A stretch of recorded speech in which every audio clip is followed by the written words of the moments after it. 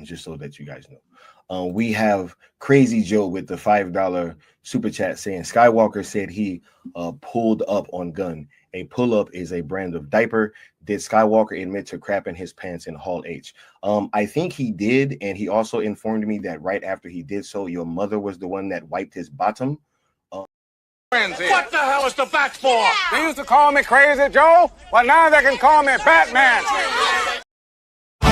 Everybody strike up the band. We're going to Crazy Joe's concession stand.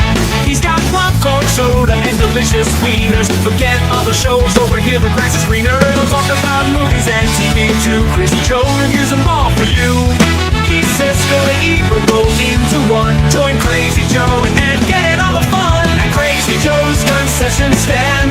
Crazy Joe's concession stand. He knows movies like the back of his hand. At Crazy Joe's concession stand. Keep wearing those pajamas.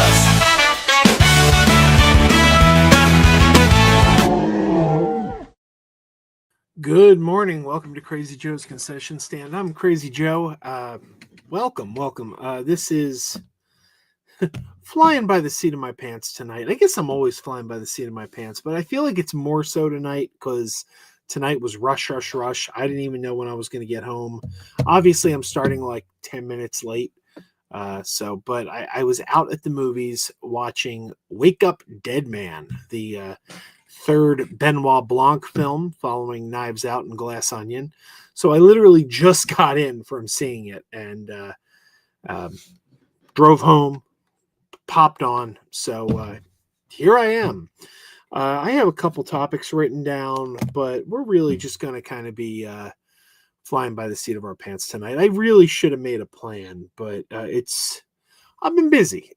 I've been very busy the last couple of days. Getting ready to host Thanksgiving here, and we got guests coming tomorrow. They're arriving from out of town, so they're going to get here tomorrow. So it's just been work, getting ready.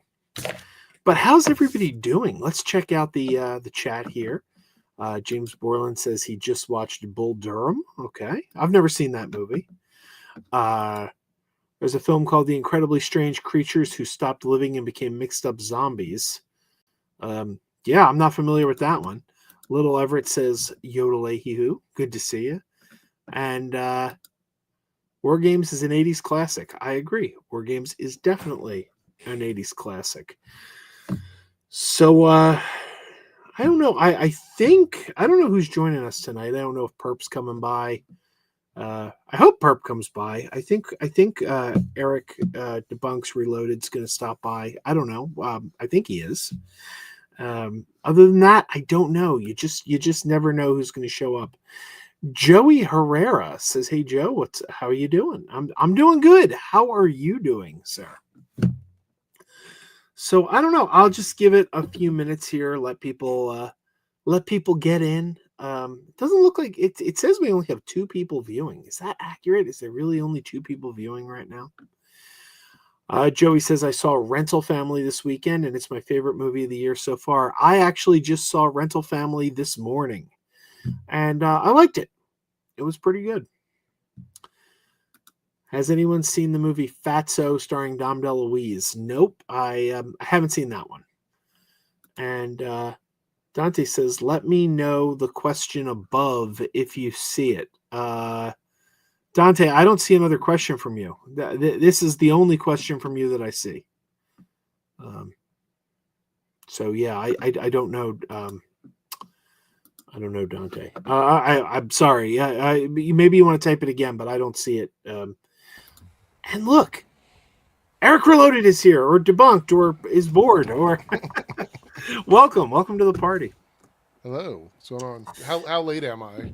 Oh no, I only started a few minutes ago. I saw your message, but I wasn't sure when I got it, so I was like, I'm probably late. So yeah, we just got in, and it's been, I don't know. My daughter's still awake, and my wife. I like to point out my wife went to bed. She went to bed, but then she says to me, did you get Kira to bed?" And I'm like, Kira doesn't have school tomorrow. Like, who cares? Like, Kira do what she wants. She doesn't have to get up in the morning. So. So is it the break for school starts tomorrow for you guys? Yeah. So, and I am just back from seeing Wake Up Dead Man, and I got to go see it again tomorrow because I have to take my babysitter to see it now. My oldest daughter was babysitting my youngest daughter, but she also wants to see the movie, so it's like went with the wife tonight. Now I got to take the daughter tomorrow. Okay. Was it good? Like, you don't have to get. I know you're probably going to do a review, Yeah. so you have to tell me the whole thing. But Well, I was actually thinking. I was thinking that maybe I'll just do the review here. Okay. I'll clip it out. But yeah, here's my review. Wake Up Dead Man, third Knives Out film, third Benoit Blanc film, and the second for Netflix, I should say. This one very much involves the Catholic Church. It's about a young priest who is sent to he's a former boxer who once killed a man in the ring, and he's got some rage issues, and the church sends him to a church that has a rather volatile pastor played by James or Josh Brolin, excuse me. And this guy is he's known for getting people fired up, and he's the one who ends up dying. And this is a murder mystery. I don't want to give too much away because there's a lot of clues. Benoit Blanc comes in to solve the case, so I'm not going to give any details of other than that because I want to preserve the surprise. I will say that it keeps you guessing to the end, and there is a bit of humor in there, and it's also my least favorite of the three. I liked it. I definitely recommend it. But of the three Benoit Blanc mysteries, this is probably my least favorite. Benoit Blanc doesn't even show up until about 30 minutes or so into the movie. oh, Um, but it's pretty good, and I think it keeps you. It does a good job keeping you guessing. So I recommend this. If you get a chance to see it in the theater, definitely go check it out in the theater. It was a packed theater. It was opening day. A lot of people were there. So check it out. And I will say this. Ryan Johnson throws in a Star Wars joke in this movie. There is, I won't say what it is, but there's a Star Wars joke in here, so that made me happy. So there you go. That's my review of Wake Up Dead Man. Go check it out. Go check it out. Are you a Benoit Blanc fan? Do you like those movies? I love those movies. I didn't even know that it was. For some reason, I guess I thought it was going to be out on Netflix. I didn't think it was a released to theater film. So... Well, it's the same as Frankenstein. They're giving it like 2 weeks in theaters, and it's very limited release. So, like, good luck finding a theater that's showing it. We had to drive 40 minutes. My partner really enjoyed the second Knives Out movie. I mean, we like all of them, but he enjoyed the second one. So we've been looking forward to this film too. That's my favorite of the three. The second one. Mm-hmm. I think that's far and away the best of the three. But he really liked the twist at the end of it. So yeah. I don't want to spoil it for people that haven't seen it. So. I will say this. I don't know if Ryan Johnson is Catholic, but he gets some things wrong about the Catholic Church. Like there's some things that happen in this movie that I'm sitting there going, that wouldn't happen. Right. Like that couldn't happen. It reminds me of the movie Annabelle Creation. Annabelle Creation has a scene where a nun hears confession. And a nun can't hear confession. Right. Like a nun cannot hear confession. A nun doesn't have the power to absolve someone of their sins. So I'm watching this and I'm like, okay, I can understand that maybe the person who wrote this didn't know that, but did nobody fact check it? Like there wasn't a single Catholic in the making of this film who caught that and was like, oh, dude, this can't happen. Nobody. So. But there's a couple things like that in this that I'm like, I'm sitting there going, my Catholic school upbringing going, nope. I also want to point out both of our cameras look better. StreamYard just upscaled their lighting. So the camera quality should be much better for streams. Yeah, it does look better on my end too, and I don't have a 4K camera. Yeah, they did like a major change to the system for their lighting. So low lights like mine will detect like this light, which was always kind of dark for me, and then in your space, obviously your overhead and your backlighting is actually affecting the camera as well. So was a nice change. I didn't even know they were doing it, but I saw the pop up today and I was like, oh, this is cool. I want to comment here on Dante asked if I'm going to the Thanksgiving parade in Philadelphia. I am not.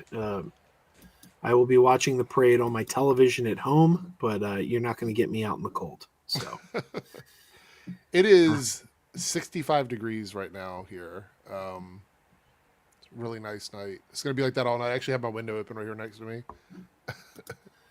How cold is it there? Oh, it's actually in the 60s here too. Oh, okay. But you never know. I don't know. And Lisa says she didn't know a third Knives Out was coming. Yeah, it's out now if you can find it, and in 2 weeks it'll be on Netflix. And Ryan Johnson has said he's going to do a fourth.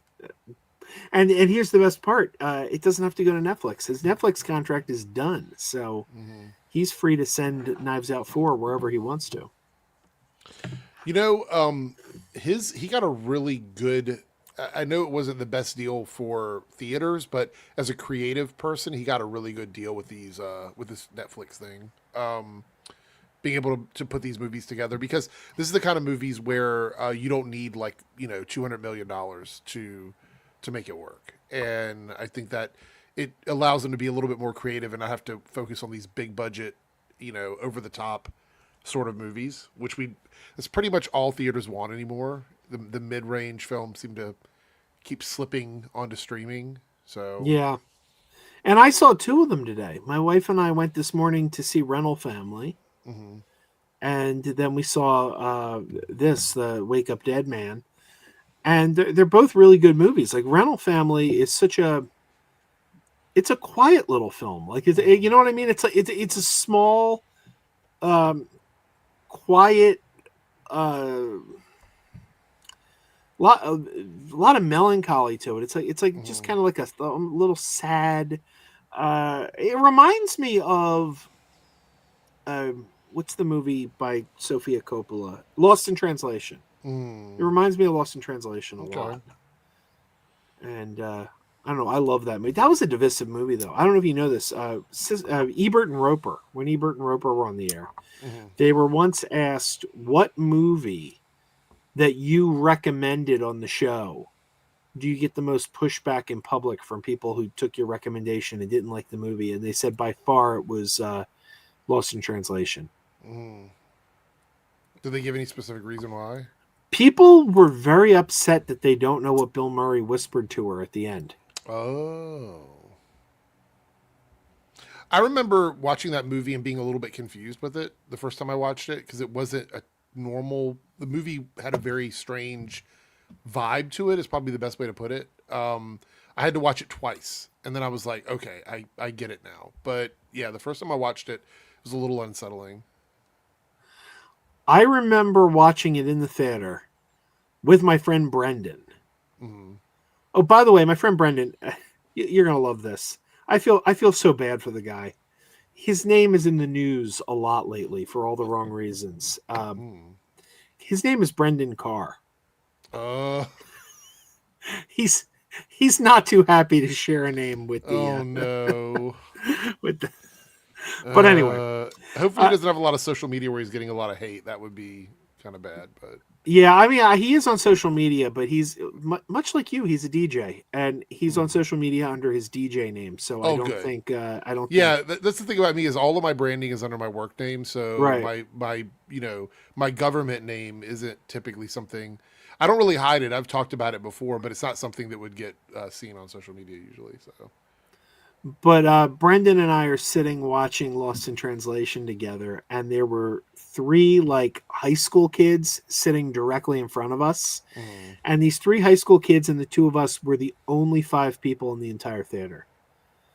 And halfway through the movie, these like high school kids stood up. Now, keep in mind, we had not been talking to them. They had not been talking to us. There was no communication between us up till this moment. But halfway through the movie, the three of them stood up, turned to us, and just said to us, "Hey, we're getting out of here. This movie sucks." And we're like, okay. And then they left. And we're like, why did they feel the need to inform the two strangers sitting behind them what they were doing? Oh no. So I really didn't write down much in the way I'm ill prepared for this stream. I'll be honest. I'm very ill prepared for this stream. So you didn't have any topics set up or anything like Not that? really. I mean, I figured I'd talk about Wake Up Dead Man a little bit, give a little review. I also, I thought I would springboard since we're talking Ryan Johnson. Mm-hmm. I don't know if you got to this last night on your stream. I came in late to your stream last night, but it just hit the Hollywood Reporter this week that Ryan Johnson's Star Wars trilogy is dead. Yeah, no, I know people were saying it was dead for years, but yeah, he kind of confirmed it in the interview. We talked about it a little bit last night before you got on, but yeah, I saw that and I couldn't even remember because I think when we checked it, it was like 2017 was when it was announced. So it's been since 2017 that he was tied to some sort of Star Wars project, Yeah, and we kept hearing though that it was still on, but it was going to happen after his Knives Out trilogy, Right. and I gotta say, I'm really disappointed because my favorite Star Wars project of the Disney era, my favorite Star Wars project since Empire Strikes Back, going back to 1980, is The Last Jedi. And I was really looking forward to getting more from him. Yeah. And Well, I mean, supposedly this story, because we had to double check because I couldn't remember much about it, but it was like a brand new story. It wasn't going to be tied to any of the previous characters we met in Star Wars. So I thought that was kind of interesting. and that's the thing too, is like people, want to complain about The Last Jedi. But I think the bulk of the complaints, and I think they're unfounded. I definitely think they're unfounded. But I think the bulk of the complaints were with how he handled characters that like the legacy characters, like the people said that's not Luke. He didn't write Luke right. It's like, well, that's not. Well, I disagree. But you can't say that about characters he created on his own. So all those complaints people had about The Last Jedi wouldn't have even applied to a movie that he came up with original characters. So I don't think it even mattered. Yeah, I'm one of the people who, I guess one of the reasons why I've loved a lot of the Star Wars shows is I kind of want to expand outside of the narrow, the train car that we're on with Star Wars. I like Skeleton Crew was a lot of fun. Yeah. I really enjoyed that. I know I had issues with it, but I enjoyed Acolyte. I thought that was a lot of fun too. A couple of the episodes I didn't really, really love, but overall I enjoyed the story. I enjoyed the characters. And that had a little bit of connection, obviously, to some of the things that happen in the greater universe. But, stuff like that. I love those kinds of stories. So a trilogy of movies that didn't directly connect to any other stuff sounded exactly like what I wanted. I'm looking forward to the Rey stuff as well. I want to see those. But this was one that I was really, thinking back. I'm like, this sounds good. I think the Ryan Gosling, what is it, the Starfighter? Starfighter, yeah. That one's probably going to be pretty cool. It doesn't have any direct ties to anything, and I think that I want more of that. I love the old stuff, but the fans of that old stuff have gotten so polarized online. I want something that is just it starts at ground zero really, and it doesn't have a lot of baggage going into it. Yeah, no, I agree. I agree. And I keep saying, and Starfighter's the same, but I kept saying the Rey movie is my most anticipated Star Wars project because it takes place in the post Rise of Skywalker. And that's how I feel about Star Trek too. It's like I mean, that could be a whole other topic, but we just got word there's going to be a new Star Trek movie, and it's not going to have ties to anything going forward. And I keep saying I think that it should be set in the Discovery time period, 32nd century, because let's look forward. in all these, like, let's stop doing prequels. Let's stop Yeah. going back. Like Rey and Starfighter are both post Rise of Skywalker. So therefore, you're not butting up against any established continuity. It's not like, well, we can't do this because we know canonically that such and such happens on, at this time period, and Yeah. if we could screw that up. No, if you go to the farthest, space in this franchise that hasn't had stories told yet, you can do whatever you want. As long as you don't contradict what came before. Right. You're not going to have to worry about contradicting something that's supposed to happen But canonically. if you're not later. trying to nostalgia bait, then you don't even have to touch anything that happened before. True. You know what I mean? Like, True. if you come into it and you're like, I'm going to tell a story about a new group of people beyond anything we've ever done, and it's not connected to any previous stuff, there's not a lot of toes to step on Right. when you do that, And I also think if you're going to do prequels, if you want to do them and you don't want to have to deal with any of that other stuff, you set them so far in the past that it doesn't overlap with anything in the present day too. You could do that as well. And also with Star Wars and Star Trek, it's space. Like, you could pick any starship in any group and tell an entirely different story that we've never encountered before. With Star Wars, pick another planet. Right. Tell a story on a completely different planet. You know what I mean? Like, it's just so much endless content out there. It's like, I don't know what's so difficult about getting a writer and a team together, someone like Rian Johnson who has a vision, and saying, hey, we're going to give you an opportunity to tell a story that is going to give us a bunch of new merchandise, a bunch of new characters, possibly more spinoffs. What if that trilogy would have been so good and people would have loved those characters? They could have done more with those characters, you know what I mean? And not tied into like Luke and Leia and Chewbacca. Like, I love those guys, but we need a more expansive universe, Yeah, that's kind of one of the things that gets me about the Acolyte is I always hear people say that, like, well, we got to move away from the Skywalkers. We need to hit a different time period. And they give you this movie that takes place like long before The Phantom Menace, and it doesn't have any characters we know, except like, we saw like Yoda from the back of his head for like a second. And then after everybody's saying that's what they want, then they complain about that. Yeah. So, hang on a second. I'm gonna say goodnight to my daughter. I'm just gonna turn the camera off for a second here. You going to bed? Yeah, and also, I put the puzzle thing under one of the chairs. Okay. But it doesn't fit completely, All right. so you might. I'll take care of it when I Yeah. come up. All right. Give me a hug. All right, good night. Don't forget to brush your teeth. I won't. All right. Sorry about that. I hit the wrong button. Sorry. That's my BRB screen. This is the wrong one too. Hold on. Where's it at? This one. All right. Yeah, so we got like that was one of the topics I did write down too is Star Trek, that we got this new movie coming out. We're being told that the Kelvin verse is dead, but there is going to be a new movie, but it's not going to be connected to anything.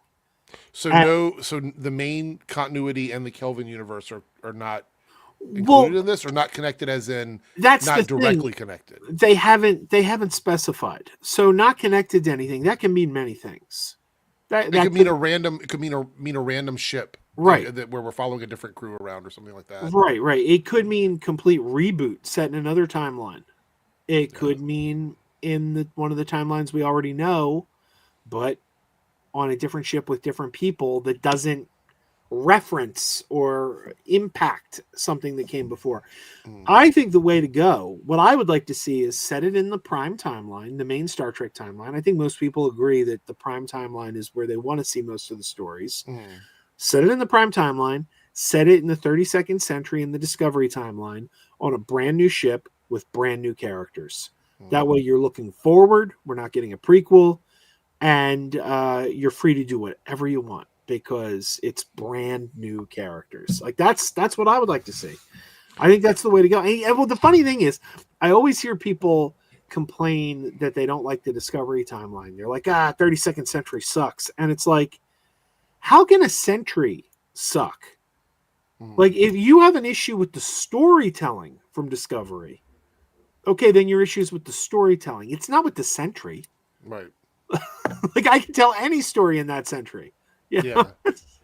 Yeah. It doesn't make sense. It doesn't make sense. I just let me tell you what I don't want. There's something specifically that I don't want to see, and that is another reboot of the original series. I don't want to see that happen. I know. Look, we're heading towards that with Strange New Worlds. I think that the next series we get, if we get another series in that universe, is going to be a sort of reboot of the original series. I think they're setting up Kirk to be the lead of another show. I do believe that's where we're heading because people like that Spock, they like that Uhura. Yeah. I feel like that's the direction we're going with that. Here's the thing. That wouldn't be my top choice, but I wouldn't hate it if we got a movie with that cast. I don't want a series. No, but that cast is fine. I don't. Yeah. What I don't want is another group of like original. Oh, yeah. I don't want to see Spock and Kirk and Uhura and Bones in another reboot of those characters. Like keep that reboot in the TV universe because I'm right. Down with that. But when we get to the movie side of it, I don't want to see another one of those. Droga had asked if he could join us, and. Yes, yeah. If you still want to join us, you can. I'll have to send you the link via Twitter, or some. I don't know. I know you're on Twitter. I'll send it to you on Twitter. Twitter DMs are really messed up, so hopefully you can go to work. Give me a second. I'll get it to you if you still want to join us. I forgot what we were saying. I lost track. Star Trek. I didn't want to see a reboot of that. Blah, blah, I agree. Blah. I wouldn't want to. I wouldn't want to I wouldn't want a fourth Captain Kirk. We've already got Shatner, Pine, and Wesley. I wouldn't want a fourth Kirk. But if you gave us a movie on the Enterprise with Paul Wesley's Kirk, I wouldn't hate that. Wouldn't be my top pick. Send me an email at crazyjoeadventures with a K, Krazy, crazyjoeadventures@gmail.com, and I'll respond with the link. Has anyone seen the cartoon Middlemost? No, I'm sorry, I haven't. Let's take a quick look at the chat here. Lisa says, thinking of seeing Rental Family. Love Brendan Fraser. Glad he's back on the scene. Agreed. Absolutely agreed. I'm clicking on Dante. There it is. Do you remember the one Howie Mandel movie, Walk Like a Man? It's from 1987. I do remember that movie. I remember seeing the VHS tape in the video store, but I never rented it. I saw it one time, so I don't remember much of it, but yeah. Okay, we're going to go for a deep cut here. Dante says, what was your favorite movie or special or TV show with Howie Mandel? That is so easy for me. He had a very short-lived Fox sitcom in 1990 or 1991. Only lasted 13 episodes, called Good Grief, where he was the owner of a mortuary, the Sincerity Mortuary. I've never seen this before. Yeah, it was short-lived, man, but I loved Good Grief. I thought Good Grief. It was on back-to-back with Get a Life. Remember Get a Life with Chris Elliott? They aired in a block on Fox, Good Grief and Get a Life. Let's see. Where was it? And Hunter Iggy asks, what are thoughts on the new rumors for Lanterns? I haven't heard any new rumors for It got pushed back. I knew that, but like, are we talking like rumors about like the plot or anything? As far as I know, that's the only thing, unless there's some really fringe stuff out there. I have an alert set up for Lanterns because I've been keeping track of that show on Google, so I haven't seen anything pop up on my side other than the date being changed. Yeah, I haven't heard anything else there. Oh, and Reggie says he's going to go with St. Elsewhere for Howie Mandel. You can't. I would do Little Monsters. That's the one I would do. I love that movie. Are you familiar with the Tommy Westphalen universe? No. It's pretty interesting. St. Elsewhere. Have you ever seen the final episode of St. Elsewhere? Yeah, I'm familiar with St. Elsewhere. Yeah. Okay, so Tommy Westphalen was the autistic boy who the entire series was revealed to take place in his imagination. Mm-hmm. But what's interesting is that show, St. Elsewhere, crossed over with so many other shows that in turn crossed over with so many other shows that half of television took place in that kid's imagination. There was a Cheers crossover. There were multiple crossovers with like the LA Law, or not LA Law, Law and Order, the Law and Order series. Law and Order crossed over with Homicide, and what's his name? Well, there's also a million Law and Order spinoffs. That Exactly. And I think they crossed over with the Chicago Fire, Chicago. Like I think they've crossed over. It's insane, but the number of crossovers that connect to St. Elsewhere. It's like half of there's whole websites devoted to the Tommy West. When did St. Elsewhere go off the air? I was just going to check. I don't know if you know off the top of your head. It was the I want to say 88 or 89. I have to look it up, but it was right now. Late 80s. 88. May of 1988. Yes. So, I should share that. I know I shared it on your stream, but I don't know if people know this. I was told yesterday by my contacts at Paramount that I am now authorized to give away one, and unfortunately only one, one digital code to redeem the movie Regretting You. It's a movie that just came out in theaters maybe about a month ago, maybe less. It stars McKenna Grace from the Ghostbusters movies, Phoebe Spengler from the Ghostbusters movies. It's kind of like teen melodrama, I think. But have you seen it? I did actually see it, and there's a funny story. I thought it was a different movie. I thought I was going to see a different movie, and I went and I sat through this really teen angsty film, and I'm like, this isn't what I thought it was. And someone's like, well, what did you think it was? And I said, I don't know, but I saw a trailer with like McKenna Grace in it, and I thought it looked interesting. And I wasn't sure what it was that I thought I saw until I went and saw Predator Badlands. And I saw it again. And it was a Milk-Bone ad about a girl who befriends a dog. Oh my god! And I literally went into this thing thinking I was watching a movie that it was a Milk-Bone ad that I thought was a trailer. Oh my god! So what word can we use for the hashtag for? Do we want to make it Regretting You, or is that too long? Milk-Bone. Okay, yeah, there we go. If you would like to win a digital copy of Regretting You, just hashtag Milk-Bone in the in the chat, and in a couple minutes we will do that. Hashtag Milk-Bone, and you can win. There's only one, but you can win a digital code for Regretting You, starring McKenna Grace. I feel bad about playing because I won last time, and I feel like I pulled that out of the hands of somebody that wanted 90210. Because I watched some of it, but I didn't watch all of it, and I'm afraid there's probably a super fan that wanted to see all of them, maybe that I took away from. I am fascinated by 90210. I don't know if we were talking about this on stream, but I watched 90210 when it started, and I fell off. I think most people fell off, but it did last like 10 years. Right. And in the final year, I caught like a random episode, and they were all hanging out in the same house. But all the characters that lived in that house had left the show. And I'm like, whose house is this now? This was like Brandon and Brenda's house. But their parents left, and they left. Everybody left. So, are you the only one playing for the code? I feel like I was trying to get the ball rolling on it.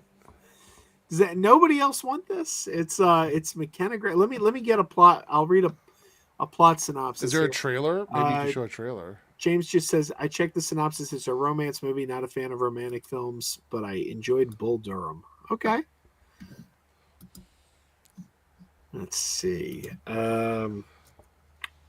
What's the title of the movie? Regretting You. Regretting You. Regretting You You know, is a 20.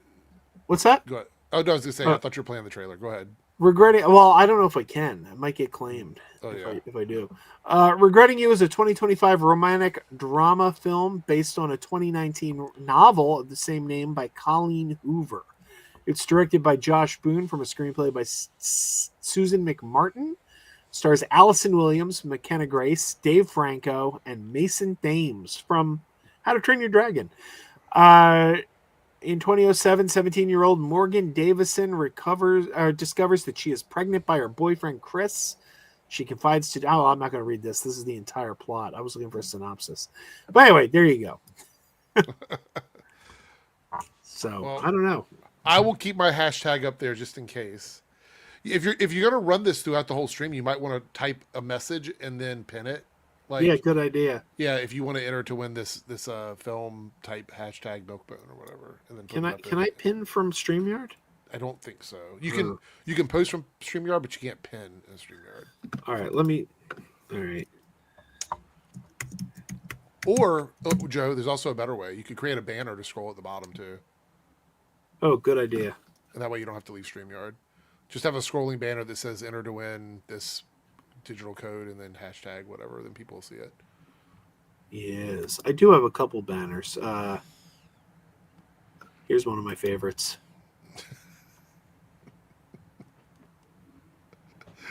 Oh my god. I run that one a lot.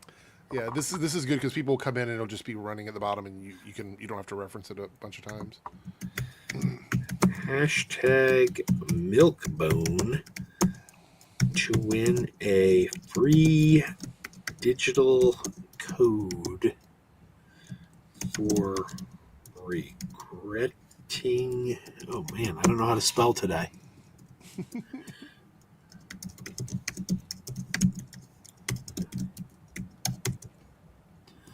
Oh my lord, I'm butchering this.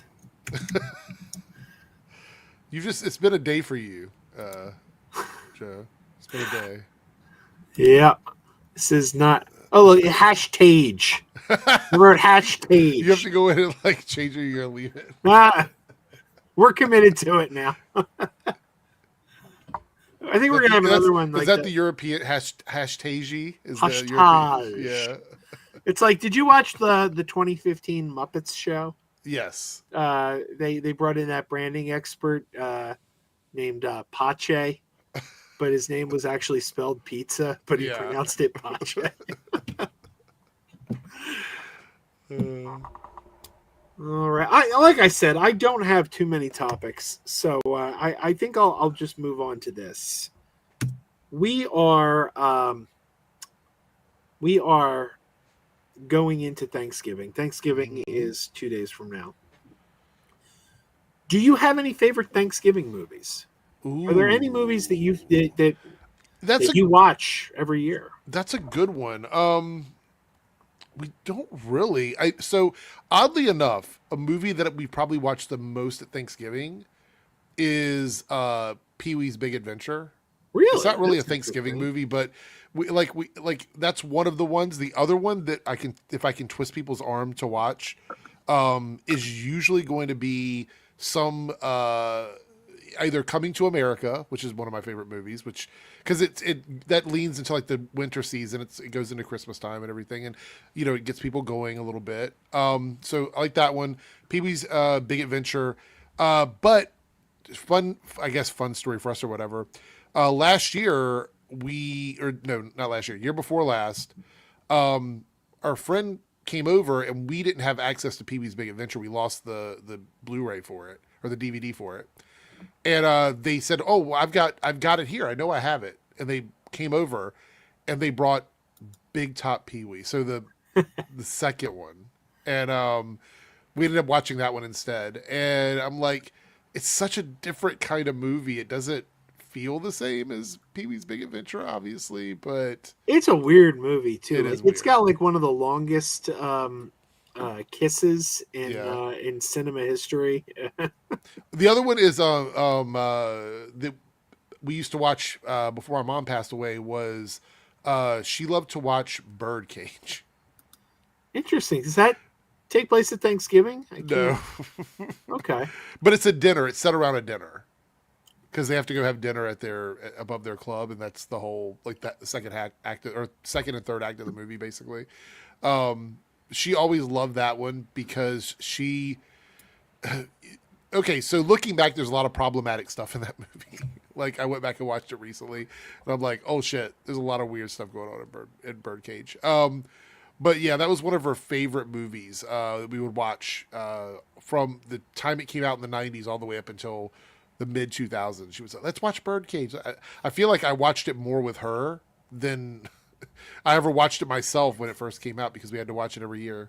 But specifically Thanksgiving themed movies, no. There's like if you're talking about watching there on aren't that Thanksgiving, many. so, Like yeah. there aren't like there's so many Christmas movies. There's not that many Thanksgiving. I mean, Yeah. the obvious one that everybody goes to, and in fact, my family's going to be watching it tomorrow night, is Planes, Trains, and Automobiles. Yes, yeah. I'll give you another one that I probably Lisa Soares in the chat and I are probably the only two people that have ever seen this. Jim Henson's Turkey Hollow. I've never seen this ever. No. This was actually a made for Lifetime movie, and it's directed by Kirk Thatcher, who directed a lot of Muppet movies. And do you know who Kirk Thatcher is? Yes. Okay. To those who don't know, he played the punk on the bus that Yes. Spock gave the neck pinch to in Star Trek 4. But he I'm directed actually I'm friends with him on Facebook. Like years Really? ago, I sent him a friend request and he accepted. I was like, oh, okay, this is cool. I did meet him at Dragon Con a couple of years ago. Yeah. And he was super cool. Yeah, one of the great things is in Star Trek Picard, season 2 of Star Trek Picard, they did the time travel thing where Seven of Nine and Raffi end up on a bus in like the 2000s. Yes. And he reprised his role as the punk on the bus again. Yes, that was great. I did see that. I remember he teased it on Instagram, and nobody knew what he was talking about. And then we saw that it was the episode. Lisa says Turkey Hollow is strange, but I got to rewatch it. Random Ludacris throws me off. Yeah, Ludacris is the narrator of the story. It stars Mary Steenburgen, and it's a weird little movie, and it was streaming on Disney Plus as of last year. It was originally made for Lifetime. Yeah, this was so apparently. I wonder if it. Do you think the rights went to Disney because of Jim Henson? Because maybe he had. Well, it's actually owned by the Henson Company though, and because when you're talking about the Muppets, everything you think of as the Muppets is owned by one of three companies. Mm-hmm. Anything with the Muppet branded characters, Kermit, Fozzie, Miss Piggy, is owned by Disney. Anything with the Sesame Street branded characters is owned by Sesame Workshop. Oh. And anything with Fraggle Rock, the Dark Crystal, Labyrinth is owned by the Henson Company. And this one is also owned by the Henson Company. Okay. But it was streaming on Disney Plus last year. So we're doing a really small like Thanksgiving gathering because we normally travel out of town, but this year we're not doing it. It's the first time in a few years we haven't. And one of our friends she's a massive Muppets fan. She loves the Muppets. Like we had to help her design her apartment around the Muppets because she wanted everything to be Muppets. I wonder if she's seen this, and if she hasn't, I might say, hey, I heard about this movie. We should definitely check it out because it's just going to be a small group of us. So it might be worth it to put it on and give it a go. I'm actually going to check right now and see if it's still on Disney Plus. I actually own it on Fandango at home. I bought it years ago, but it's a fun little movie. It's not. Lisa says Muppets Take Manhattan is Sony, right? Yes, Sony owns Muppets Take Manhattan, Muppets from Space, and not that anyone cares because it's a terrible movie, but Kermit's Swamp Years. No. Wow. Did you ever see Kermit's Swamp Years? Yes. Oh man, it's so bad. I don't think there's any Muppet Is fan it going that to be actually as bad likes as that. the Miss Piggy movie we're getting? I guess. I'm required to like that by law. Oh no, Turkey Hollow is no longer on Disney Plus. Oh no. Well, Let me it see. was fun while it lasted,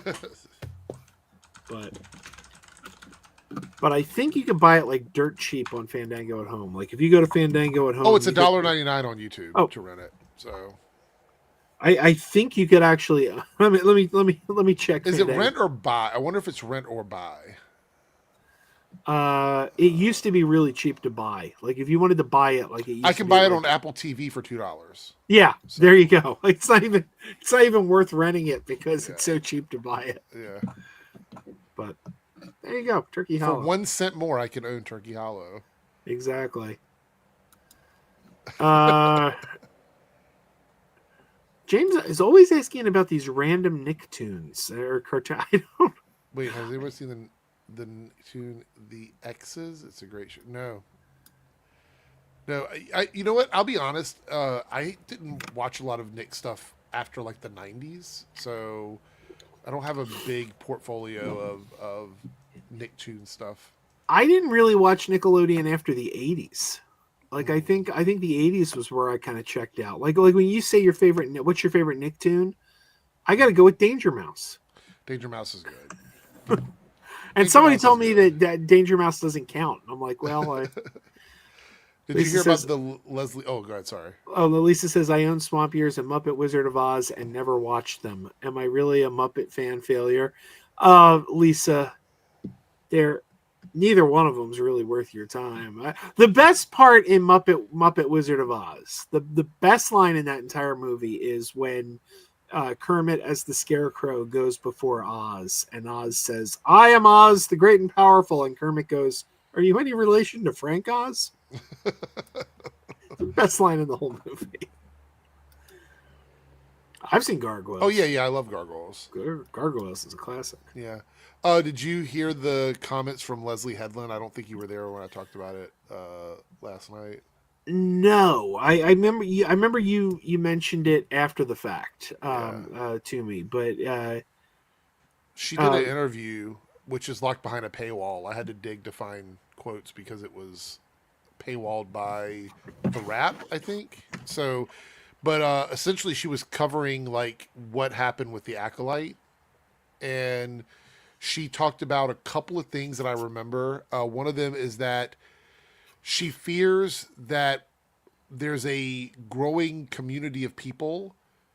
And she said Star Wars, but I think she was talking about fandoms in general as well, that have replaced actual engagement with art with people talking about their engagement with art. So, like, for example, all the people that watch Geeks and Gamers and stuff like that, they simply watch other people talk about it instead of actually watching it for themselves. She thinks the ecosystem, there's a chunk of people that don't want to actually even try media. They just want to listen to other people talk about the media. And she thinks Star Wars has a portion of the community that actually feels that way right now. I can't disagree with that, and it's the same with Star Trek too. Yeah. There's a whole bunch of Star Trek fandom that just seems their whole fandom is hating on Star Trek. Yeah. And Yeah. That's essentially what she was talking about. Yeah. She mentioned, like, she says there's a lot of content creators that she loves and respects, and she knows they're passionate. But she also acknowledges there's a lot of really bad actors. There's a lot of racist people out there, a lot of fascism out there, a lot of like people in that group that have replaced they've become the sort of roadblock between potential fans and the media. They've stepped in between the two things and taken that position. Yeah. What worries me is I remember like people used to say to me like, well, don't listen to those people. Don't watch their channels. Just don't listen to them. And that sounds good on paper. But the issue I have is they do contaminate the public. Yeah. Like there is a girl I work with and she doesn't sit around watching YouTube channels where people talk about movies and TV. She doesn't watch any of that. Right.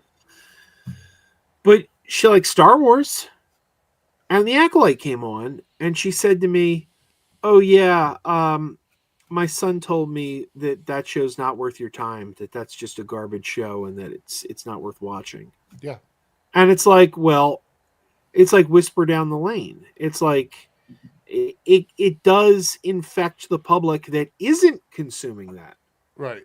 And she wasn't even going to give that show a chance. She wasn't even going to flip it on and check it out because the word had filtered out. This isn't worth your time. We've gotten to a weird place where you're already paying for that service. You're already paying for Disney Plus, and everything is so expensive. Right. Why would you not at least watch the first episode of something on that platform to see if you like it or not for yourself? Because you're already spending the money. This isn't a situation where you actually have to go to the theaters and watch the movies. These are things that are just already on the streaming platforms. What I don't understand is people who are supposedly a fan of something Yeah. just taking other people's word for it. Right. Because do you agree with everybody? Like when somebody says like, I don't like this movie, I think this movie sucks. Do you always like agree? Or is there ever a time where you're like, well, I disagree. I mean, I thought that was pretty good. So it's like if you're a Star Trek fan and someone tells you Discovery is garbage, how do you know you agree with them? Like, don't you want to at least tune in and see if you're, because remember, my favorite Star Trek is Deep Space Nine. Yeah. I love Deep Space Nine. And you may remember when Deep Space Nine started, they don't go anywhere. This isn't Star Trek. They don't go anywhere. They just sit on a space station. Yeah, the That's first not 3 Star Trek. seasons Yeah. are kind of just them dealing with things on the space station. Right. If they have to leave, they have to take a small little shuttle ship. They don't have a big starship until later in the series. I actually always thought that gave them more storytelling possibilities because they do have ships. Like, first it was the Runabouts, later it was the Defiant, but they do have ships, so they can leave the station. Right. They can go to other worlds and do the exploration thing, but they also have we can do the space station politics stuff, Right. like what's going on around the station and it just, I was like, you can do a traditional Star Trek story and you could do something we haven't seen before, so you have multiple venues of ways to tell a story. Yeah, but yeah. So the other thing that she touched on was the fact that, I'm trying to think, she had multiple quotes. I wish I would have saved them.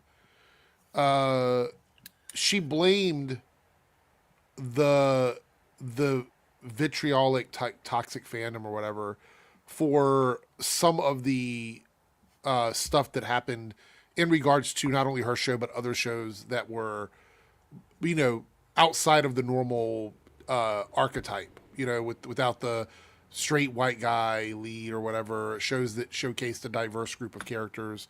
And she was talking specifically about the fandoms. So, like, again, Star Wars, Star Trek, Marvel, things like that. Because she was saying that the show was already done. It was airing, and people were tearing it down online, and that there was no way for them to fix, quote unquote, fix any issues with the show, because the people that are reviewing it think they can just change it. Like, if I complain about the second episode, by the time we get to the 6th episode, whatever I complain about is going to be fixed, and that's not how TV works. And she's like, so there wasn't a lot we could do. They ended on a cliffhanger because they thought for sure, with all the money that Disney was pumping into the show, that they would get a shot at a second season. I want to complete, like, outside of that.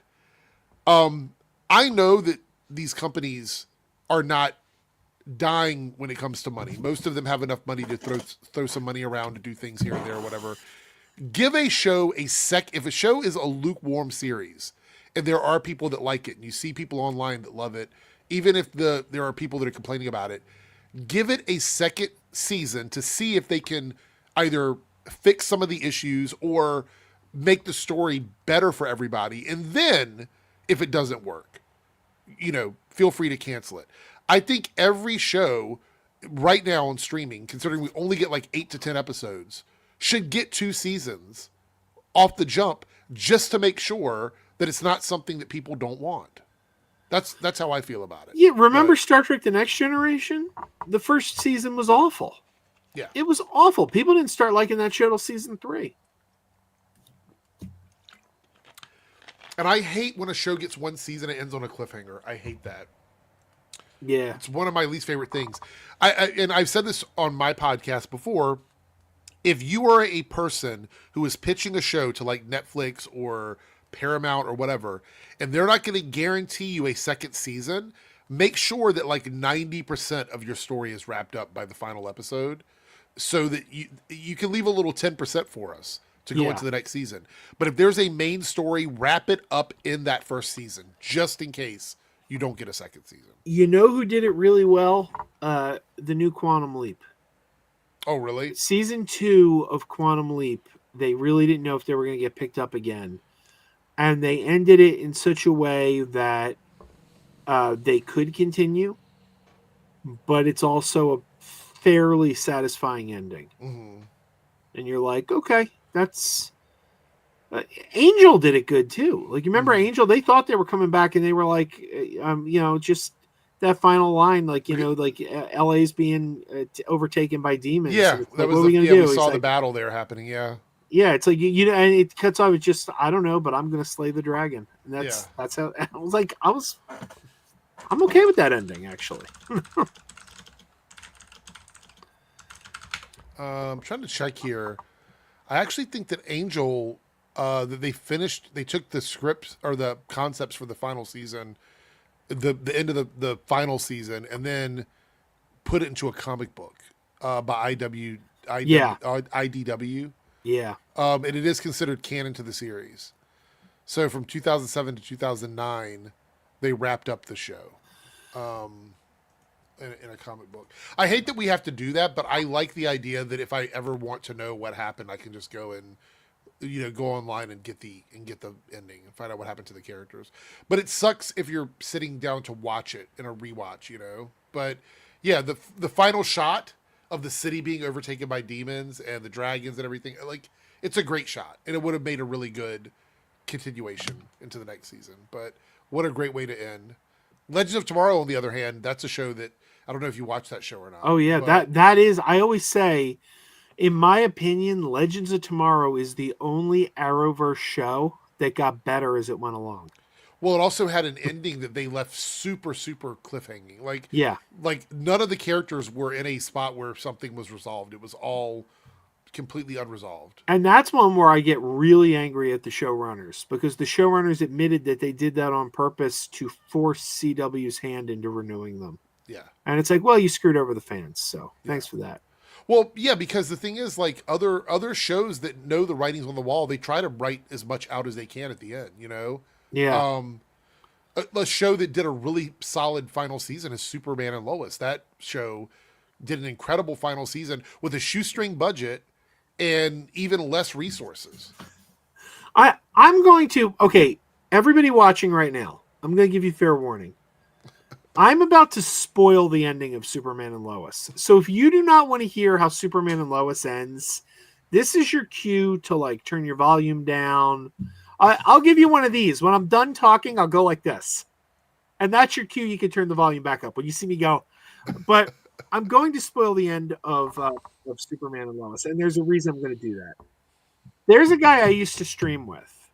And he made me so angry because Superman and Lois hadn't hit HBO Max yet. Right. Season 4. And I was waiting. Wasn't it like a week after it ended, it came out on HBO Max? Yeah, something like that. But there was a wait where, like, they didn't drop them, like, it wasn't like next day streaming on HBO. You had to wait for the whole season to end. Yeah. So my wife and I don't have broadcast television anymore. CW sucks anyway. It sucks anyway. So like, we watched everything when it hit HBO Max, but we were really big Superman and Lois fans. And I'll even throw him under the bus. Like, he's not a bad guy, but I'm going to throw him under the bus. It was Taladia Plays. But I'm on a stream with Taladia Plays, and I haven't seen Superman and Lois yet. And he and a friend of his hate Lois Lane. the character in all media. Right. They hate her in comics. They hate her in cartoon. They hate Lois That's Lane. crazy because the Lois Lane on that show is one of the best Lois Lanes we've ever had. But having not seen the show yet, having not seen the final episode, and here's where the spoiler's going to come. I'm on a stream with him, and he goes, the final episode of Superman and Lois was great. Lois Lane died. And I got so angry. I'm like, you just spoiled the end of the show. I've been waiting for it to hit streaming, and I haven't seen the show yet. And I was so mad that he ruined, that he spoiled this, that Lois Lane dies. And when it hit streaming, I didn't even have a desire to watch it now. Right. Like, I was so mad that I didn't even have a desire to watch the show now. Like, you sapped my enthusiasm. Eventually, I watched it. And I watched it, and I'm just shaking my head, and I'm like, you know, we're on a stream, and you say, it was great, Lois Lane dies. You failed to mention Superman dies, too. Right. Like, it's not like they just killed off Lois. They basically, you know, take you through the stages of life and show you how these characters' lives played out for the rest of their lives. So it wasn't like Lex Luthor came in and kills Lois or something. It was like a flash forward, and you see she dies, and then you see what happens, and then and it ends with. So I'm like, you didn't even present like you're gonna sit there and go, I loved it, Lois died. Okay, but Superman dies too. Right. You didn't say that. So. Well, the other thing is they actually show the whole family growing up, and they make a really good excuse for why Superman can't live forever anymore. Because essentially, as Superman, he would live a lot longer than a human being would. Except they start out at the beginning of the season, we find out that that's not possible. And so he lives a semi-normal like life where he grows old and all that. And no, great show. Even and we can stop talking spoilers now, so you can let people come back in. Good question, Drew. Good question. Okay, we're done. Yeah. It's like, I can't recommend the show enough, though. It's probably one of the best Arrowverse shows on the CW. Well, not technically Arrowverse, but it's connected to that world. That's one thing that bothered me about the show. Okay, a lot of the guys that we don't like on YouTube love to throw the phrase bait and switch around. Right. That's one of the most overused phrases on YouTube. Totally. But this is a case where I'll actually say I think it was a bait and switch. It was, yeah. Because, they sold it to us as a spinoff of Supergirl. Diggle even shows up in season 1. And same Lois, same Clark, same Superman. So it's like, oh, you like this Superman from Lois and from Supergirl and the Arrowverse?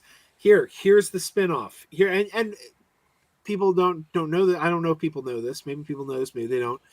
But Grant Gustin was supposed to have. There was supposed to be a Flash Superman crossover episode in season, and COVID killed it. So that was supposed to happen. So season 3, after you're already invested in the show, they suddenly decided, you know what? This is its own universe. And I'm like, don't do that to the fans. Don't get them hooked on something under the pretense that it's one thing, and then just be like, nah. Like, yeah, I spent a week. I remember when we found out, I think it was in season 2 when they revealed it, the general made a comment about it and about there not being any other superheroes on this earth. And we're like, what? There's no other superheroes? Didn't Diggle go and talk to Superman and talk about Green Arrow? Like, I don't understand. So it was very confusing. And so we came up with the term. Actually, I came up with this term when Supergirl moved over to the CW before it connected directly with the Arrowverse shows. But I said Arrowverse adjacent. So shows that are like parallel to the Arrowverse and should be connected, but they're not connected. One of the craziest things is right before COVID hit, they finally brought Supergirl and Black Lightning into the fold. So we had Black Lightning, Supergirl, all on the same Earth as the Flash, Green Arrow, Batwoman. They all existed on the same Earth. And then we never did anything with it. Like, after that, Supergirl ended, Black Lightning ended. We never even had a chance to really have... we had the Crisis, crossover where we initially brought all them together, but we never got to capitalize off of that. We had the Hall of Justice, all the seats had their logos on them. We were supposed to get essentially a Justice League in the Arrowverse. You know, we even had Superman Right. at this point. So it was like we were going to do this, and then the Superman show is no longer in the Arrowverse. Supergirl ends, Black Lightning ends. I'm like, all of that to just have everything go away. It was really, really frustrating. Yeah, it's so. I mean, Superman and Lois is one of the weirdest shows because it is a spinoff of Supergirl. There's no two way. They introduced that version of the character. Yeah, Like both Superman and Lois, they were both introduced by those actors in that version on Supergirl. So we get a spinoff, but the spinoff isn't in the same universe. It's like, what is this? Like, is that the only other time I could think of that happening is, and this is a show I've never watched, by the way. I've never seen a single episode, but I in a way, I'm kind of like I consider myself almost like a TV historian. I know weird trivia about shows I've never seen, and I don't even know why I know half this stuff. It's like I picked it up by osmosis. But are you familiar with Dallas and Knots Landing? yes. Did you watch either of those shows? I didn't. When I was growing up, we did not watch Dallas, but we watched Knots Landing. Knots Landing was a spinoff of Dallas, and it was in the same universe as Dallas until they revealed that a whole season of Dallas was a dream. Yes. Because the character played by JR. Patrick Duffy. Yeah. Patrick Duffy left the show. Yeah. That they killed him off. Then they brought him back, and they said it was all a dream. But the problem was, since the two shows were adjacent, that caused a fork, and suddenly it was like, because in the Knots Landing universe, I guess he was still dead, and on the Dallas universe, he was still alive. Right. Yeah. Wasn't Lex Luthor played? Yeah, and if I remember correctly, that is when they officially came out and said, "Oh, this is a different universe." Yeah, they cast Michael Cutlitz as Lex Luthor from Walking Dead. Yeah. Yeah. They had already cast a different actor as Sam Lane, Yes.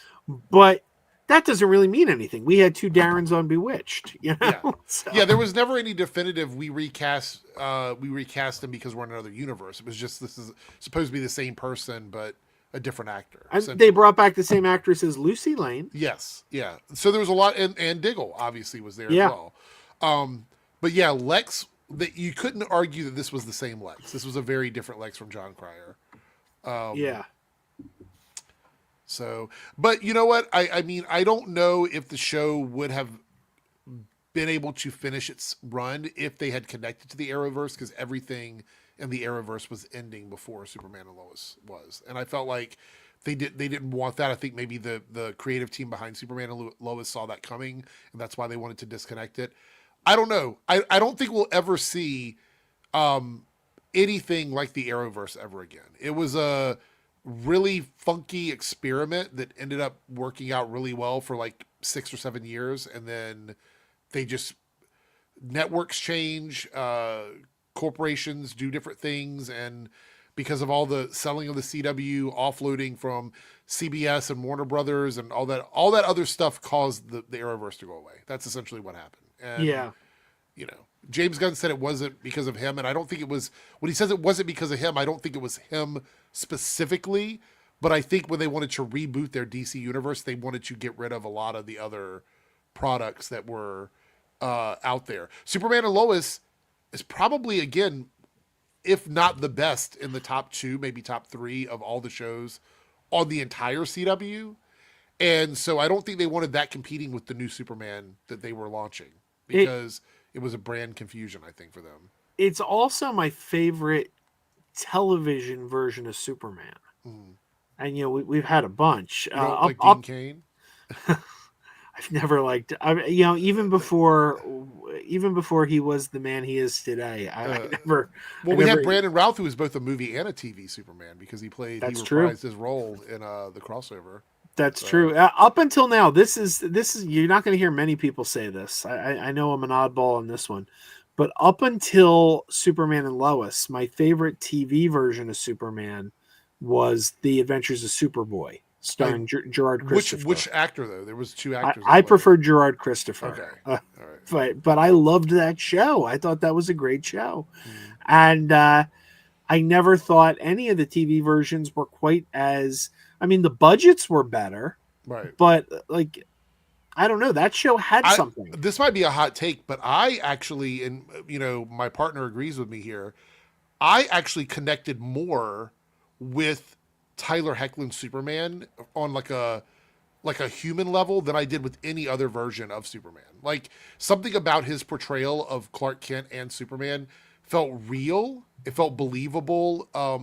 He felt like a person struggling to be a human, which I thought was quite interesting as well. And obviously, Bitsy Tulloch's Lois Lane. I mean, she was the MVP for me. I mean, she nailed it season after season after season on that show. And, I don't know. David Corey Sweat did a great job. I'm still okay with their, what's the actress's name? Rachel Brosnahan that played Lois Lane.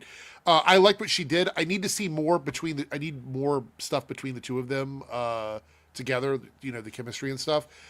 Because I think, Tyler and Elizabeth Bitsy totally nailed the chemistry between the two of them on their show, So that's my number one portrayal of Superman, like honestly, is Tyler Hoechlin's. I really liked Rachel Brosnahan, but I gotta say, I think my favorite, Rachel Brosnahan could walk away with it in time, but there's no question my favorite Superman is Christopher Reeve. Right. But I think my favorite Lois Lane has been Erica Durance. Oh, from Smallville? I thought Erica Durance just really captured that the go-getter, like take charge spirit of Lois Lane.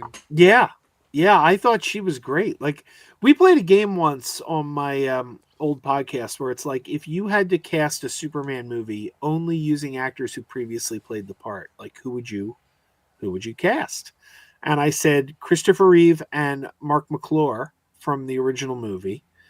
I'd take Lane Smith from Lois and Clark as Perry White. Mm-hmm. And I'd take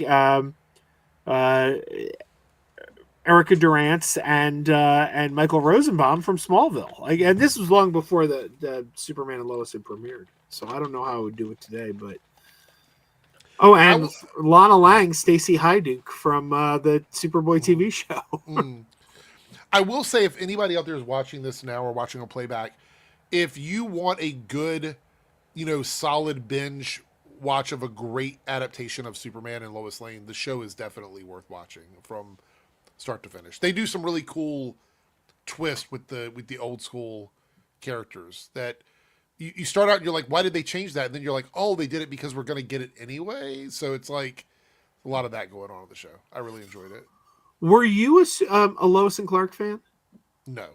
I never watched Lois and Clark in the 90s. I watched the first season. I don't know how many seasons there were, but I watched the first season, and that was the only one I ever watched. So yeah, I care for it. I never really watched it, and Warner Brothers sent me the Blu-rays for review. Right. Did you watch them? I've been watching them. Like I've been slowly making my way through, and it's one of these things where I think Dean Cain was terrible casting for Superman, but the stories are pretty fun. Like I'm like, this is not my favorite version of Superman by a long shot, but it's kind of fun if you can get around. I'm very weird when it comes to Superman.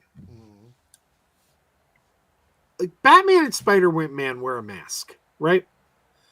You can cast almost anybody as Batman or Spider-Man. It doesn't matter. Right. No matter who you cast, they're going to be instantly recognizable as Batman or Spider-Man because of the mask. Superman doesn't wear a mask. So I kind of feel like whoever you cast has to have certain features, and one of them is like I feel like you need like a prominent jaw, like you need like Christopher Reeve and Brandon Routh and Tyler Hoechlin and David Corenswet and Henry Cavill. They all look like Superman to me. George Reeves and Dean Cain don't look like Superman. Yeah. No, I agree with that. So, I don't know. But Well, and you know, obviously, that show, the clips that I've seen from the seasons that I didn't watch, actually includes a lot of social commentary. Apparently, there's a lot of like things that, like, you know, you deal with like feminism and you know, discrimination and stuff like that. All that happens in that show. And it's just weird because Dean Cain is on the other side of that now. So right, and he acts like that was never there. right, that's everything so woke now. Did you watch your show? Oh, it's like going back to Star Trek. It's like when you hear people say Star Trek's gone woke. When wasn't it? Yeah. Like, when wasn't it? Like, The only thing is, when you look back, so this is why that kind of media analysis is so strange to me. If you look back at something from like 40 or 50 years ago, and you put yourself in that time period when that stuff was happening, you then have to look at the stuff that was going on around that time period to determine, there we go, to determine whether or not something is progressive, because you'd have to see what else is going on in that space. You can't look at that show in a vacuum. It has to be looked at in the context of when it was released, when it came out. Same thing with movies. right. So when you look back at something older, you're like, oh, look, there were gay people in this show in the 80s. Right. But were there gay people in shows in the 60s? No. So having a gay character in a series in the 80s is going to be progressive compared to the 60s. And Right. it seems like it's regressive now because we're in a different time period. That's how progress works. That's why when they go back and they're like, oh, it was so much better back then. Well, it felt that way because you grew up in that era. You grew up in that era. If you go back and you were to ask somebody who was born in the 40s what they think of stuff that was going on in the 80s, they might have a completely different opinion. Matter of fact, a lot of these movies, like, you know, we're not talking about it, but Predator Badlands, if you go back and you watch or read the reviews from Predator when Predator came out, it wasn't some massively successful piece of art. I mean, most people thought it was a downgrade based on where these characters, like these actors, were doing at that time. They thought it was kind of a schlocky, you know, B movie kind of Right. thing. It's well regarded now, but it wasn't back then. But that's because that's the way we view, like, that's how time works. That's how progress works. That's the way we view things. That's nostalgia bait. All those things are part of that system. Anyway, sorry. Yeah. Yeah, it's so weird too, because, like, look, I don't like to get too political, not because for no other reason than I think people are just sick of hearing it. Like, I mean, Yeah. we're inundated with it day and night, but I don't think it can even be denied that a lot of it has to do with Trump, because it's like when he came into office in 2016, it's almost like people who people kind of came out of the woodwork. Like, maybe they always felt this way, but they kept their mouth shut. Like, it wasn't socially acceptable to say these things, and suddenly they felt like they had permission. Because if you look back at the 90s, we had shows like Will and Grace on TV. You had like gay people on prominent NBC sitcoms on must-see TV. But suddenly a show like Star Trek that was progressive all the way back to the 60s introduces a gay couple. And people freak out. And they're like, they're pushing this down When our there was throat. a whole series with gay people as the lead characters. Right.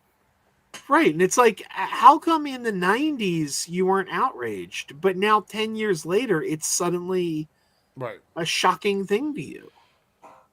One of the biggest things, and again, I'm not going to jump into politics, but I just want to say this, is I do not like the fact that politicians in general jump on this culture war stuff to score enough points to get elected in positions and then double down on it, because they don't have to. Why are you even getting involved in it in the first place?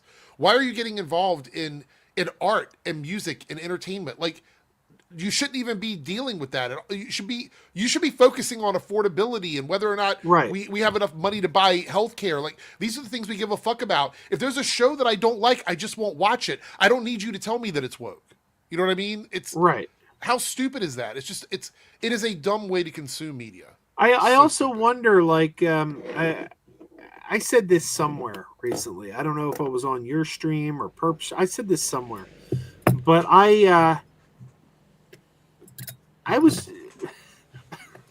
was on a Facebook group, Mhm. and John Delaraz was in the Facebook Oh group. yeah, And yeah, I don't know if people know who John Delaraz is. He's a really, really toxic YouTuber. yeah. But he was in a Star Trek group. And you got to wonder why a guy like that would even be in a Star Trek group, because clearly he hates everything Star Trek stands for. Right. But he actually made the ridiculous comment, the most just insane comment you'd ever want to hear, where he said, most Star Trek fans support MAGA. And it's like, on what planet? Like, on what planet? Like, how can you even look at Star Trek and say that it's compatible with those ideas? That's insane. It's like Gene Roddenberry was trying to get gay characters onto Star Trek: The Next Generation, and he, at the time he was having trouble doing it, but that was the goal back then in the 80s. You would get an episode like The Outcast where they would kind of dance around the issue, but they couldn't, come right out, or Rejoined where Dax, do you remember Rejoined where Dax, her previous wife from when she was a man, Yeah. comes back, and they would like do these little things where it's like, we're gonna kind of touch on Or it, like but when Riker had a relationship, well, a yeah, short-lived thing with an androgynous yeah, species that or was whatever. The Outcast. Yeah. That was, and then there was Garrick and Bashir. Mhm. Garrick and Bashir it was supposed to be a romantic relationship, but they couldn't push that, so they Yeah. were just, But Andrew Robinson said that's how he played it. Garrick is very gay. He's a Yeah, very, very gay character. So, uh, but yeah, I mean, like the idea for JDA to say that it's MAGA supports it, like the closest thing you could like, if you were looking at the world of Star Trek outside of like the Latinum stuff and just the way the Federation functions, it's more of like a socialist slash communistic society, which is more of like a liberal utopian society where the value isn't based in money; it's based on what you want to do with your life and how you want to, serve the public so you can actually go off and enjoy the spoils of everything that you have, and you don't have to spend money on it because you're also passionate about doing things to better humanity. So I think that's great. I don't know why you would say that that's MAGA. MAGA absolutely loves capitalism. Like that's all they care about. They're cutting social safety. I'm going to get off the soapbox. It just doesn't make any sense. Doesn't make any sense whatsoever. it's a wild comment. Like it's just one of those things where it's like, do you believe what you're saying? Is there a king of the earth that is that's ruling the world and using capitalism to make other people wealthy? No. So I don't know how MAGA would associate with fucking with Star Trek. It makes you wonder what show they've been watching. Like if like a guy like him who claims to be a Star Trek fan, it's like, what show did you think you were watching? Like what were you taking in? I mean, they would if somebody were to say that, I would say, give me an example of any of the Star Trek shows or movies that prove to me that Star Trek is a conservative series. Like, tell me what it is. Not an episode, a whole season, a show or a movie that would suggest to me that that's the way society operates in that particular future. I don't think there is any example of it. Like, not in the Federation. Certainly not in the Federation. Right. So, maybe in some of the other societies they come across, but certainly not the Federation. Well, anyway. Well, we actually stretched out the stream. We're almost at an hour and a half. So Yeah, I mean, I don't have any more topics. Dave, you got anything? No. I just, I think the only thing I really saw that I didn't really talk much about was Zootopia 2 doing really well in Asia right now. I don't know if you're planning on seeing that or if you're a fan of Zootopia, but that's another one supposedly doing really well. We're definitely going to see it. I know my kids want to see it. And I thought the first one was okay. Yeah. I'm a Disney fan. I like Disney animated movies. But Zootopia, I got to admit, the first Zootopia, the original, Not one of my favorites. Right. I know it did insanely well. But you know what? I want to say, Joe, I think that what we're seeing with like Wicked and Zootopia is that the era of films that are going to do well, right, at least in this moment, are more family driven type projects. Like things where you can take your whole family to. They seem to be the ones that are generating the most money. So. Yeah. One of my controversial takes is if you look at the most popular Disney movies the last several years, I keep saying, here's my hot take. Frozen, Moana, Zootopia are not as good as Wreck-It Ralph or Big Hero 6. Ooh, I love both of those. I love both of those. So, and granted, this will make you feel old. This is a 20-year-old film now. I can't believe this is a 20-year-old film, or it's going to be a 20-year-old film. But you know what movie I think's really underrated? What's that? Meet the Robinsons. Is that really a 20-year-old film? I believe it was 06. Maybe it was 07. Oh my god! But it's pretty close to it. If it wasn't, it may have been 07. But it's close to it. Yeah. Well, it's going to be interesting to see. I think because the next big movie this year, I think is Avatar. Like the big budget movie. I think Avatar is the next big one. It's a highly regarded franchise. The second one did really well. There's been no reason why this one shouldn't do well other than the economy, because they should have their core locked in fans, which means technically it should still do as well as the second one, or at least close to the second one. There's no controversy around any actors, nothing like that. So it's going to be really interesting to see how that does. I'm officially sitting Avatar 3 out. I won't be going to this one. Oh, really? I'm not an Avatar fan. I gave the first two each a chance. I tried. And after Avatar 2, I was like, these aren't for me. I think Avatar is a love or hate franchise. I don't think there's any middle road of Avatar. I think you either really like it or you don't like it. I don't know any lukewarm fans of Avatar. It's either the people that just enjoy it or people that just don't like it at all. I've never heard anybody go, you know what I mean? Like, I'm sure they exist, but no one I've ever met has said that. And basically, it's like you either don't care about it or you do. Now, my partner, he loves it. He's like, I want to go see that in the theaters, opening day. And I'm like, okay, we're going to go see it. For me, I liked the first Avatar. I didn't care as much for the second Avatar, but I enjoy the characters. I didn't like it because the fish out of water story that we got in the first Avatar was what I really enjoyed. Watching him learn what this world is about, watching him deal with, being in this body and the culture. The second movie feels a lot like just an adventure film. And I didn't really enjoy it as much as the first. I didn't hate it, but I didn't enjoy it as much as the first one. So we'll see. I think Avatar 3 is still going to do really well at the box office. Oh, yeah, absolutely. That's it for me. Well, in that case...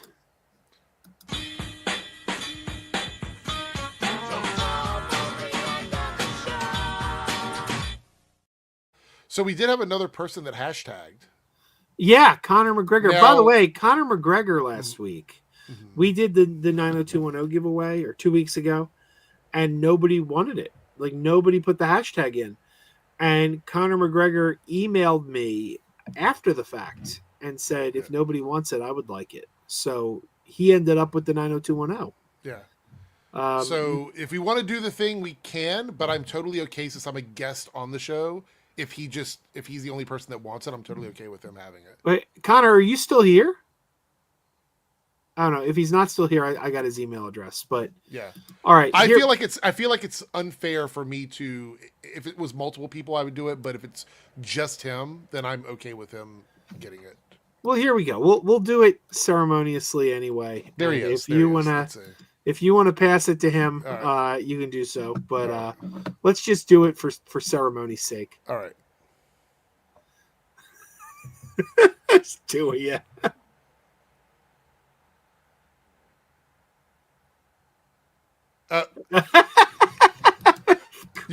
Congratulations, Connor. You can have it. Like I like this anyway. It's fun, but yeah. So.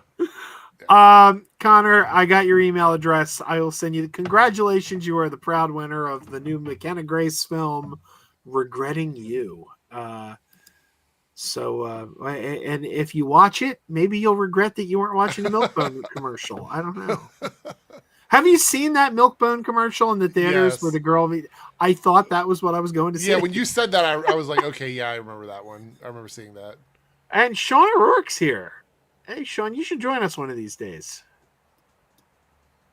So, do you know Sean? You familiar with Sean? I don't, not particularly. I might have seen a video from Sean, but I'm not placing it together right now. He's a good guy. He's a good guy. He's totally wrong about Superman, but he's a good guy. All right, everyone. We'll come back next week and do this again. What's next week? Is next week? Next week's the. Oh, maybe we won't do this again next week. Next week is December. We'll be in December. Is it December? Wait. What day in December is it? It's December 2nd. Okay, no. We should be able to do this again next week. I have a thing on December 4th. I was looking at the November. It's gonna be rough for me because, I think my Thursday streams are gonna suffer because we have a lot of Thursday holidays in December. Yeah. So, yeah, because we got Thanksgiving. I'm gonna be live on this Thursday, late Thursday night. Even if I'm by myself, I'm gonna be live. I'll stop by. I mean, I think but you go on late, so I think all our guests are going to be Asleep at that point. have left by that point. Yeah. But yeah, I think New Year's Eve and Christmas Eve are both on a Wednesday. So then New Year's Day and Christmas Day are going to be on a Thursday. So I will probably stream on New Year's Day because it'll be late that night. But Christmas Day, I might stream in the daytime, like with gifts and stuff like that. I might do an early stream on Christmas Day. So Christmas. So I'm wondering if I should do another watch party this year.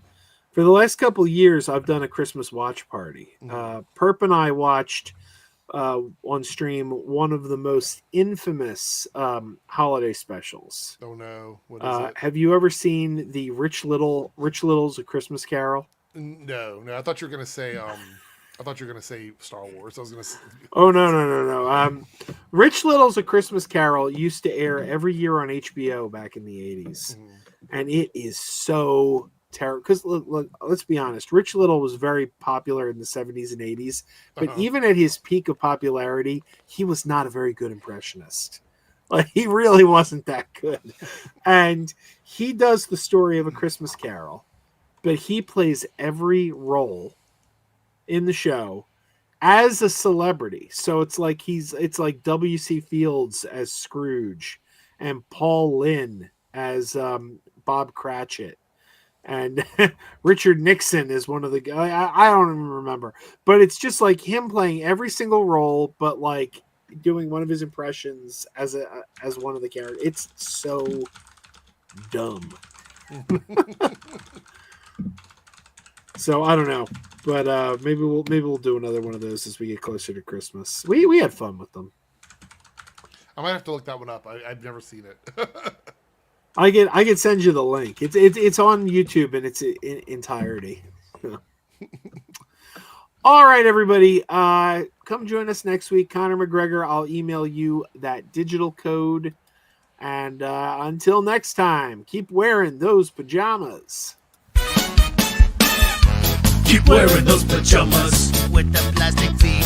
Keep wearing those pajamas. Tell everyone you meet Keep wearing those pajamas with the back door flap. Keep wearing those pajamas. Don't open it, it's a trap. Oh no, It's a trap. Some people call them PJs, some people call them jammies. They can come embroidered with big money and no whammies. They can have 100 tiny commander Adamas, but no matter how they look, just keep on wearing those pajamas. keep on wearing those pajamas. Keep wearing those pajamas. And now we're having fun. Keep wearing those pajamas. And now the song is done. Hi, I'm Dan Gilvezan, voice of Spider-Man and Bumblebee. Ooh. And I want to thank all the folks at Megapodtastic. It's a Megapodtastic podcast.